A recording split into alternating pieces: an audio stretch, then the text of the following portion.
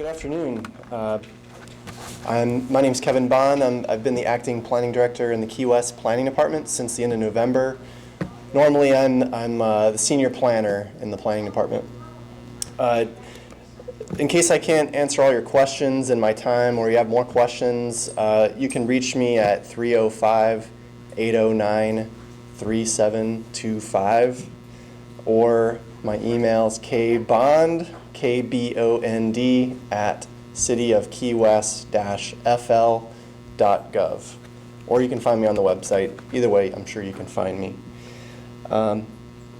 Just as some basic overview of the department, I'll try to leave a little time for a few questions. The Key West Planning Department's basic functions are planning, HARC, which is the Historic Preservation Districts, urban forestry, tree permits, sustainability, and GIS, which is mapping, geographic information systems. Our department has 12 employees, and we all cover all those functions. You probably know us best whenever you're interested in if a use is allowed on a property, setbacks, how much development is allowed, and what development does the city recognize? Those are pretty common questions you might ask us. And I'm going to focus on the planning function most, because you're going to hear more about HARC and urban forestry and some of the other presentations. Our planning function is divided into two main groups: current planning, which is development review, that's variances, development plans, conditional uses, transient transfers. Last year alone, we reviewed a total of 151 development applications, including 63 variances. That's over half of our applications. 17 major and minor development plans, 13 easements. We had 8 BPAS applications, 7 beneficial uses. We also do revocable licenses and easements. I mentioned that. Our long-range function is more planning for the future, or amending the code, the land development regulations, or amending the comprehensive plan. The city just adopted a new comprehensive plan in 2013. Shortly after that, we adopted a new building permit allocation system ordinance, or BPAS ordinance, otherwise known as ROGO in the county. We call it BPAS. The long-range function includes amending the LDRs. We're about to start a major overhaul of the land development regulations to get it in line with our new comprehensive plan, and also look at amending some other sections that still need some work. And we also are going to be looking at maybe some changes to the zoning map along with that. Another function that we do in planning is we're the liaisons to the Key West Art and Public Places Board, which has a 1% set aside for public art in major construction projects and renovations. We also help with the community redevelopment areas in the city along Caroline Street and Bahama Village. And we're also about to start a new project for a visioning and capital projects long-range plan in Bahama Village. But a few things you probably want to know a little bit more about that might be of interest to a room full of realtors is our BPAS system in Key West, which starting in 2013, the city is allowed to allocate up to 91 new units each year for 10 years. That's through 2023. Each year we have up to 55 affordable units available and 36 market rate units. That means not affordable housing. That's in the first 3 years. Starting in year 4 through year 10, which is starting in year 2016, that mix is going to change to 45 units a year, 36 market rate, and up to 10 transient units. But for right now, we have non-transient units available. And the main focus of the city's BPAS ordinance, which is a bit different than the counties or Marathons or the other local governments in the Keys, is it's highly geared towards green building. New construction and major renovation projects that are looking to add residential units need to be green building certified and have to demonstrate a high level of sustainability. And it's just like the counties, though. It is a competitive system, so you're competing against other applicants each year. And basically, the greener your project is proposed to be, the higher your score is going to be. You're going to hear more about that later in a separate presentation. But the other thing I want to mention that frequently comes up with realtors is lawful unit determinations, that's where we have a process that the city can recognize unrecognized development that may be out there prior to the city's new BPAS ordinance, which the key date is April 2010. We have a process to recognize existing development so that it's not subject to BPAS, which is often something that happens with real estate transactions, code compliance cases. We have over 50 applications right now we're working on. They're big research projects, but so one of the main ways to recognize development, existing development, is through a lawful unit determination. We also have a question we get a lot of times is, what development does the city recognize?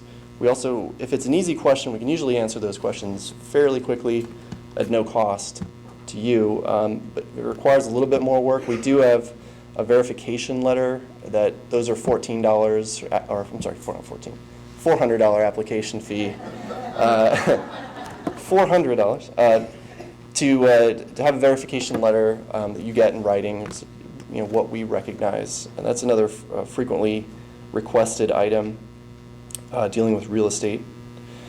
And then last thing I want to touch on before I get to questions is, and this is something we're increasingly looking at, is affordable housing.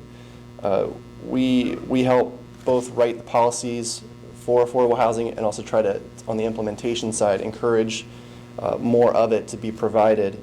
Right now the city has, in land development regulations, we have a rule that for new multifamily construction, 30% of new multifamily developments are required to include affordable units at 30% of the total number of units.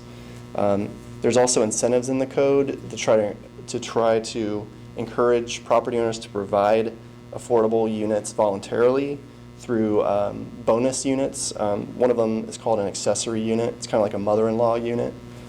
We also have some somewhat new infill bonuses for affordable housing. One of them is based on the more commercial space you have, the more bonus units you can get. And it's kind of geared toward like some of the commercial development along the boulevards, but it can apply anywhere in the city. And there's a few other incentives, but we're going to be looking at more ways to incentivize affordable housing in the coming year or two. But I did want to touch on affordable housing while I'm up here. I think that's about all I wanted to go through in my spiel, so I can take a few questions the rest of my time. Sure. When you define affordable housing, will that, are incremental changes in the years going out forward? Is it the same today as it will be 5 years from now? The question was, how do we define affordable housing, and is it going to change over time? It's a great question. Affordable housing is, to try to state it easily, it's typically a deed-restricted unit. It typically requires that whoever the occupants are going to be to qualify based on their income. There's a maximum income for an affordable unit that is adjusted by household size. There's also a slight difference between if it's a renter unit or owner-occupied. Typically, if it's a workforce unit, there's a requirement that you get 70% of your income from employment in Monroe County, and there's also a requirement that you be a permanent resident for 1 year, because it's not intended to be affordable transient housing. I'm not sure that totally answers your question about what is affordable housing. Does it change? Well, it's designed to adapt each year as the countywide median income changes each year. There's new data each year, so the rates, the income qualification rates do change each year as those new numbers come out. So that's built into the affordable housing rules. Are there going to be changes? Well, there's always a chance that things could change. I know the city commission has looked at asking us to look at different changes to try to provide more workforce and affordable housing in the city. So there's always a chance. We don't have anything specific yet, but of course there'll be all kinds of public hearings for that and comes up. Let's see, and up in the back. Of the 63 applications for variances last year, how many of them were approved? I don't know the exact answer. Oh, sorry. The question was, out of all the variances we did last year, how many were approved? I'd say almost all of them. I don't know the exact number, but I can't think of one that was denied specifically. See a hand up front? I have a general question about the B-Pass as it relates to an existing residential unit. If the owner can, prove the rental history, which I guess is the general criteria. In order to receive a B-Pass, does that property then, is one of the criteria that has to be brought up to code? And if the property is currently below the floodplain, would that negate them being able to receive a B-Pass for that property? And I'm talking specifically about some of the concrete block houses that are in the town area. So the question was, does B-Pass require existing houses to be brought up to code? First, you have to prove that it's been a rental for so many years, correct? And you want it to come into compliance as a rental, like a legal rental, long-term rental property. I think it sounds more like you're asking about like a lawful unit determination rather than B-Pass. Oh, I thought that's what the B-Pass. B-Pass. Was to bring that, but they could then make it legal. B-Pass is how the city awards new residential units in the city. So that's new development or new units. Because you could add if you have a downstairs you want to turn into a separate apartment, you'd apply for B-Pass for that. What you're asking about is more like our lawful unit determination process. Yeah, like so an existing house that has a mother-in-law unit that's been rented out long-term for many years, but then the code comes in and says it's not a legal rental. I thought that system would allow the owner to say whatever they want. I guess what you said, the lawful rental. Yeah. In other words, this yeah. is specifically what I'm talking about. I had an owner with a house who had a rental, and then he said, yes, I've been renting it, and they came back and said that your house is below flood level, so it will never become a legal rental. And I thought that was a system that was going to help put rental units back. The owners would be able to get. And there are a few questions in there, I think. Sorry, I didn't mean to turn it and then I can email you later about it. Sure. Well, just to try to answer some of that, there are specific triggers that would require a building to be brought up to code. For instance, if it's below flood or whatever the situation is, typically that trigger is a substantial improvement. One big exception to that is contributing historic structures in the historic district. I'm sure Ron might address that a little better than myself coming up next, but there's got to be a trigger that requires it to be brought up to code. Could be the renovation. Yeah. Now, if the unit was lawful or was the use lawful, that's a different question. And we can try to address that either through the verification letter or a lawful unit determination. Excuse me, Kevin, one more in the back there. Okay. In the yellow shirt? Yep. Going back to the affordable housing question, I understand that it's based on the median income adjusted for family size, but do you have a standard as far as is it 60% or 80% of the median? Right, the question was, is our affordable housing requirement based on a certain percent of the median income? It is. Typically, it's based on, I believe it's called a moderate income level, which is 120% of the Monroe County median income, adjusted for household size. That's sort of the default affordability level for standard affordable housing. If it's a workforce, it gets a little bit more complicated. If there's a workforce unit, triggered by a new multifamily development.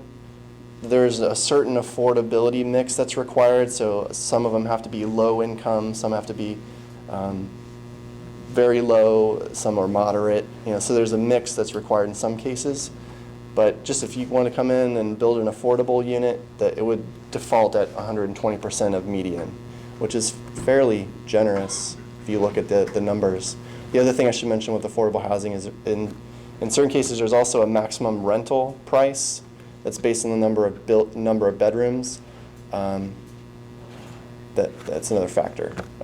So anyway, there's more information about that on the website, and you can contact me if you have any more questions. Thank you. Thank you very much. Appreciate it. Thank you.